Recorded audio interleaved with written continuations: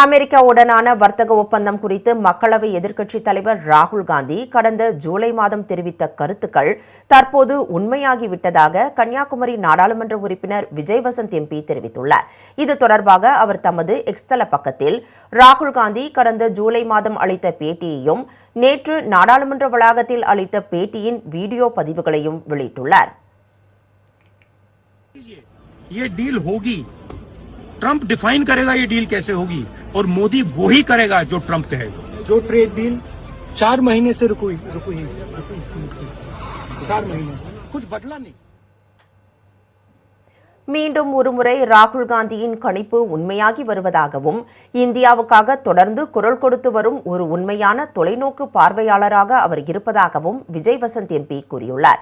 ராகுல் காந்தி எப்போதும் எதிர்காலத்தை நோக்கி சிந்திப்பவராக இருக்கிறார். பல மாதங்களுக்கு முன்பு அவர் பேசியவை தற்போது நடந்து வருகிறது என்றும் அவர் சுட்டிக்காட்டியுள்ளார்.